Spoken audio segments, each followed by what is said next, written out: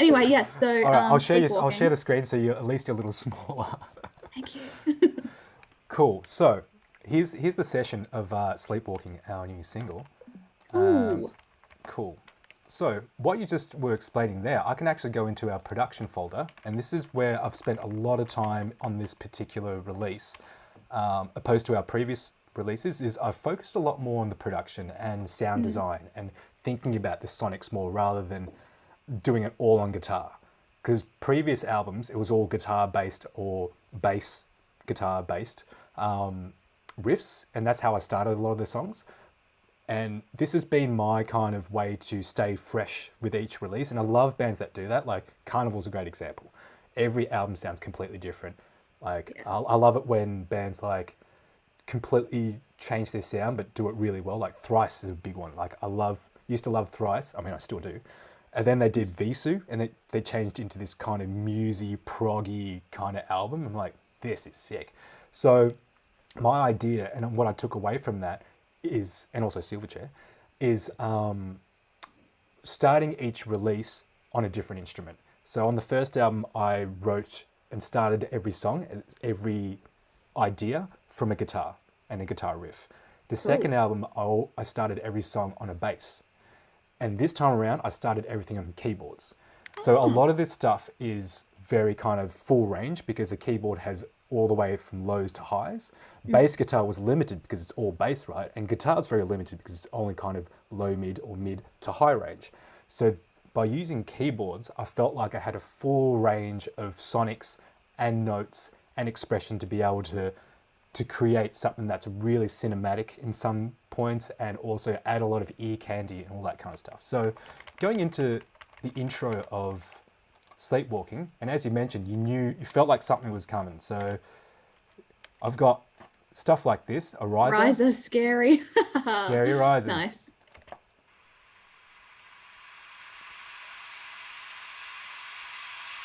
You getting that audio? Yeah, yeah, Great. definitely. So we've got that audio and the air horn. This was like just a stupid thing that I put in as a joke, but it just stayed. And it was one of those things that like it was funny to us as an inside joke. And then we're like, should we just leave it You're like, as a actually joke? sounds We're like, kind of good. yeah, I mean, the pitch is completely off. The timing is completely off. It sounds like that drunken mate who comes into your rehearsal and just goes, "Bah." It's like, what do you hear? So that's in there. And so the other elements in the mix here in the intro that help with this feeling is all of these extra drum bits. So we've got a clap, a drum roll, some hats and a snare. So I can solo each one. And the air horn, of course. So these electronic elements, and then you've got your hi-hats, old school samples, Yeah, almost like a drum line, that kind of thing, and then the clap that's to cool. really solidify the timing of it. That, right? That's cool. And then the actual riff. So, and this is kind of like a foreshadowing thing. So the main guitar riff, which we all know is this bit here.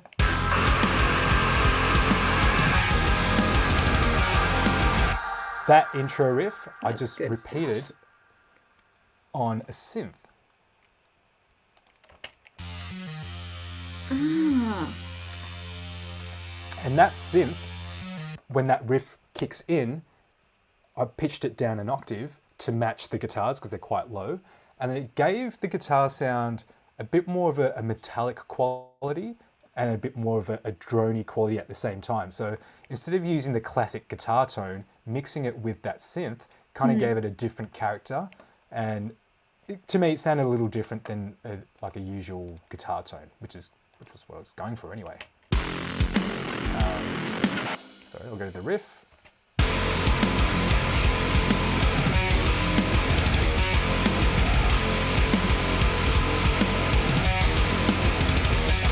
So if you solo the that's guitar and so then, cool. yeah. So,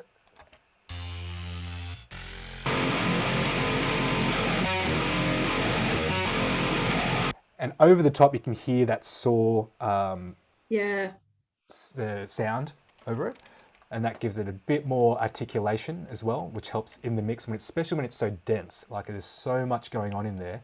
And this was another problem with the EP because I was alone and writing a lot of this stuff before showing the guys. Is like I just threw everything at it. Like every idea that I had, I threw it. Usually when there's the bandmates behind you, they're like, I don't know, it's a bit cluttered, man.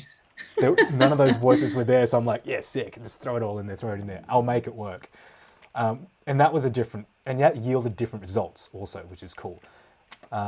Another thing we can look into is the rest of the production elements in the chorus, for example, because it's pretty well stacked. So I'll mute the vocal and the production and just play what you would normally hear as a band. So drums, bass, and guitar.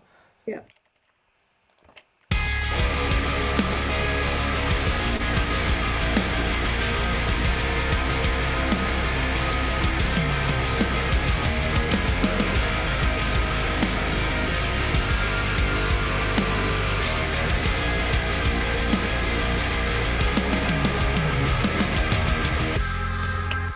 That's what a normal band would sound like.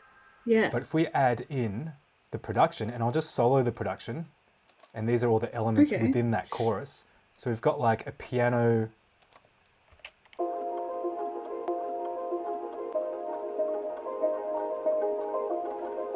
And these were used because when I thought about the actual themes of the song and the way I was feeling at the time, and also the lyrics also reflect this as well later on when we're writing the lyrics, is the whole idea of like sleepwalking and not having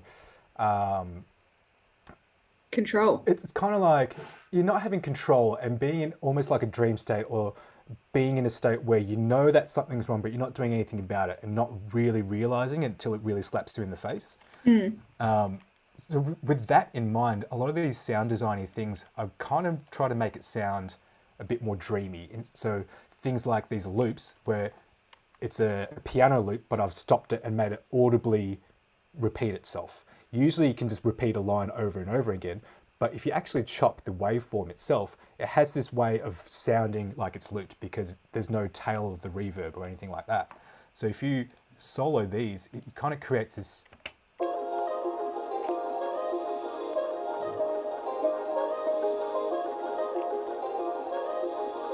like a constant drone of sounds that really wrap around the extremities of the stereo field. So by adding reverb and stuff, it pushes these things out even further. And then that way it gives us space to place the guitars, the bass right in the center, the snare and the kick right in the center, which is super important. And then all of this extra ear candy, piano, dreamy stuff floating around you. And then using the vocal or vocoders and adding in some humanity to it, but also manipulating it through sound design, kind of sounds almost like a oboe or like a clarinet. Yeah.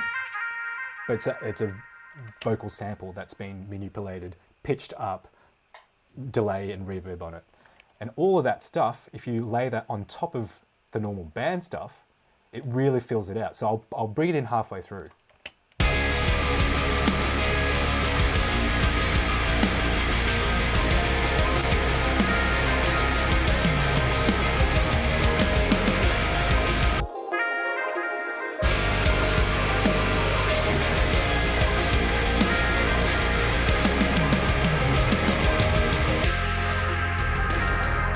Especially this bit, like the post-chorus pre-verse section, like without the production here, it's going to sound super empty. Like I'll play just that bit.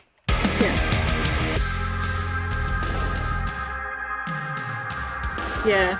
I mean, it's pretty cool, but with all that extra stuff, it really fills out the space and gives you all this ear candy.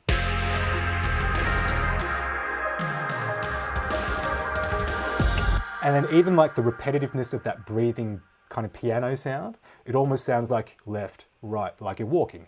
More meta stuff like sleepwalking, the sound kind of follows that idea.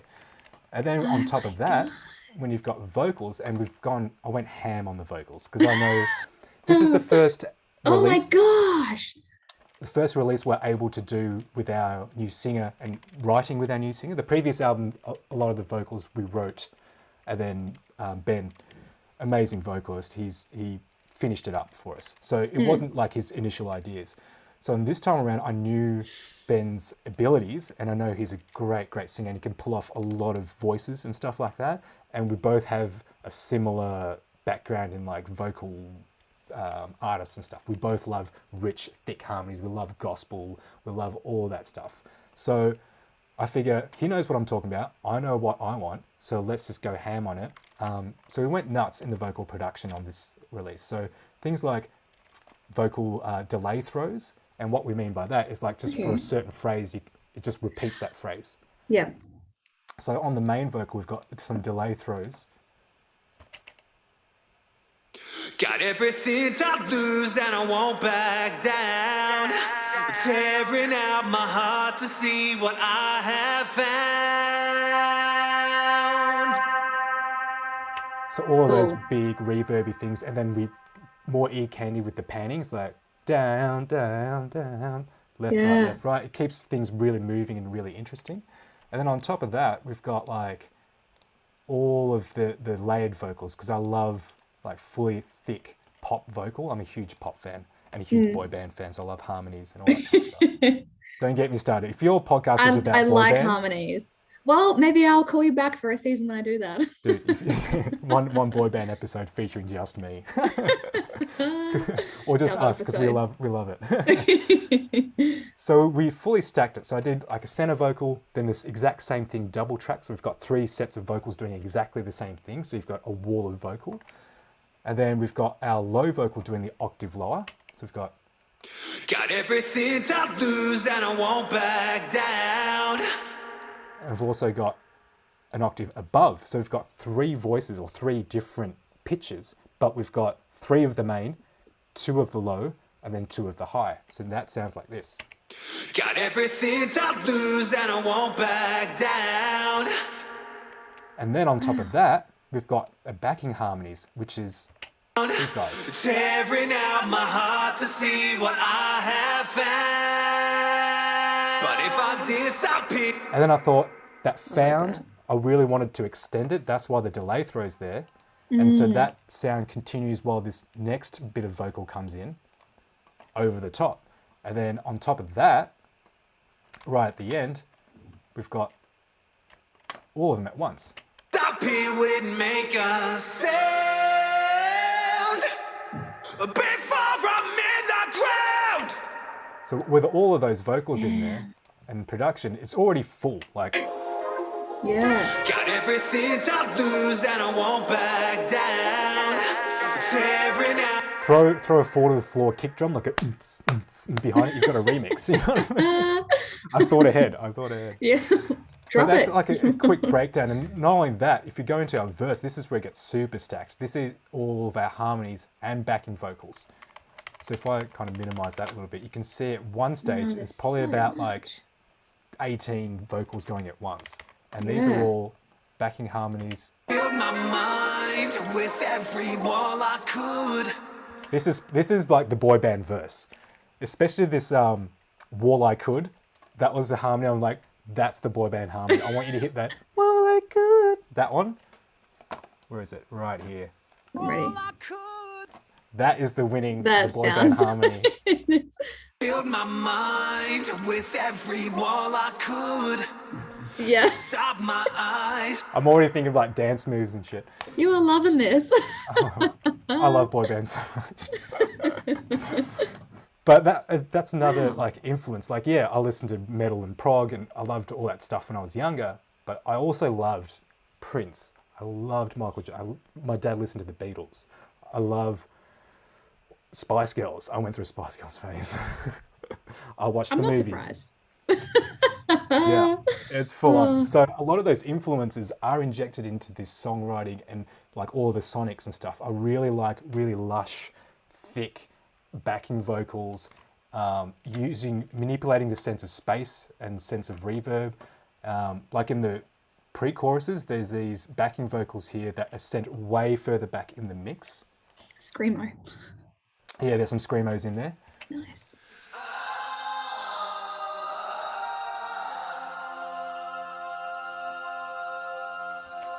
Like that's really far, drenched it in reverb because I wanted the guitars and the heavy bits to be up front, but the vocal's Yes. sitting just behind it, therefore drenching it in reverb, and there's no top end to really be close up into your face. But if you listen to it in the mix, you can kind of hear it, but it's really far in the background.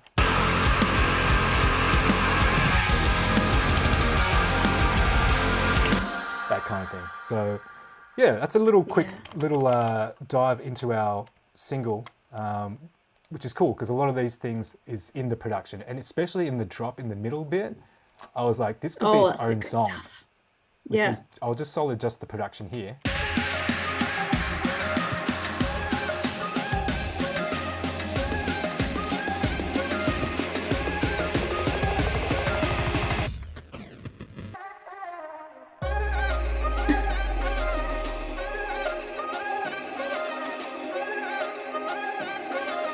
And some harmonies in there.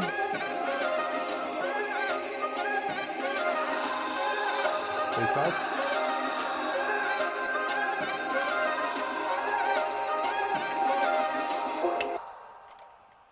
Oh my So yeah, God. I figured it would be cool to kind of show you, like, peek behind the curtain, and because I have access to Yes. this, it might be Yes. cool to see it and to hear it in a different way and to understand like why these choices were made and like why is the vocal in the back there. I get it because it sounds, you know, I might think it sounds cool, but like there's a reason for it. There's everything's been calculated. Like I wanted the guitars up front because I wanted that impact coming out of the verse to really hit you in the face with that intro riff again, but I kind of wanted to add another element on top because otherwise I'll just be copy and pasting the intro.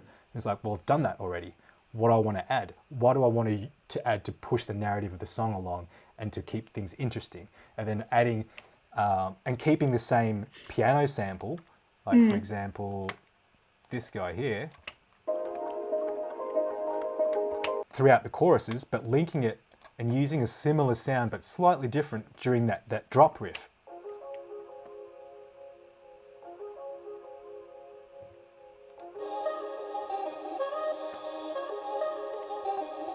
And all those vocal samples. So it keeps a continuity in the sense of like, oh, there's some familiarity in the sounds, but you're not really focusing in on it because what's really taking up your attention is that center vocal and the message through the song. But there's all of these supporting themes and supporting sonic properties that really glue the song together. And although it's short, we like short songs because we're not, I know we're a prog band and prog stuff is always long, but at the same time, I love pop and I love pop structure because I know what's coming, it's familiar, but I guess the element of prog we bring to it is the way that the instrumentation is being put together. So like, for example, one of our songs, it's called Echo. I can't show you because we're not really That's right. But for future reference, listen to the song Echo and remember this conversation. The structure of the song is very strict formula. It's like verse, chorus, middle, chorus, end. Yeah. Very simple song structure. But when you listen to the song from start to finish, the dynamics of it is very much a linear progression. The chorus, the first chorus is different to the second chorus. The second chorus is different to the last chorus, even though the vocals are doing exactly the same thing. But delivery. Ben might be singing a bit more in a fuller voice, whereas the intro chorus, he's singing more falsetto. And the last chorus, we've layered it with an ad-lib over the top. That kind of thing. So you've got the familiarity of the melody and the phrasing, but the delivery is different. And the supporting instrumentation underneath it is also different. So in the first chorus is a soft piano playing the chords of the chorus. The second is like a big tom thing that with a forward the floor kick with a bit of guitar. The last one is a full range guitar playing big, thick power chords distorted, while the drums are hitting harder, layered with more samples, reinforced by a kick and the snare electronically. And then the last bit is just the riff. So that linear progression in terms of dynamics is very prog, but the song formula structure is very pop. And that's where all my influences of like listening to pop and boy bands and stuff is just so ingrained in my psyche that when I naturally write the formula, it's always like that. But I don't want to repeat stuff because it's boring to me. I want to keep things interesting. So that's why I choose to have different structures and like add a certain instrument here or change the timbre of a certain instrument a little bit. And I'll use my engineering skills, I guess, to change the sonics of it just ever so slightly so it's never the same thing. especially in this day and age where you can easily just copy and paste stuff and go, yeah, done, because that riff is sick, let's repeat it 8 times. Instead of playing it 8 times, you just copy and paste it because it sounds great and it's all gridded, right? And it's super tech, and it's like, it has to go exactly with the kick drum, so you've got to edit it so it's right at the start. I get it because that's an aesthetic with certain mixes and certain genres. Yeah. But doing it this way, you do, even though you do copy and paste it, if you do change and automate some of the sonics of it, it tricks your ear into thinking that it's different. And because of like how the human brain works, the human brain is wired to be able to recognize patterns. So regardless of knowing musical theory or anything, if you hear a rhythm that's repeated exactly the same with the exact same frequency response, your ear's going to pick that up as boring because you've heard it already, even though you're not consciously thinking about it. So by changing the sonics of it ever so slightly, and this is why real drums is a thing, because even though you're hitting it at the same velocity, you might be hitting it at the slightest different tip of the stick, you might be hitting the rim slightly, all of those variations of it are the really slight variations that tricks the ear to tell you that, oh, it's different. It's actually a human playing it. So to replicate that, I would use a lot of these production things and engineering things to be able to change, even if it's just one note, I might flatten it a little bit or cut it off just slightly earlier or longer, depending on what hit it is, therefore tricking the brain to thinking that it's new, even though it's been repeated. So there are a few little like psychoacoustic tricks that I would use to keep the listener engaged. Although it's a very basic and repetitive theme, at least your ear is excited because they're not exactly the same at exact same frequencies and exact same, rhythm patterns. Oh my goodness. Yeah. Sorry, more tangents. I feel like I need to close my mouth. I've just been in like an awe. It's like really cool to learn about. So like, yeah, thank you. This is awesome. Yeah, I mean, what's the podcast called? Yeah, Educate Ebony, educate everyone. We're getting really, really well educated today.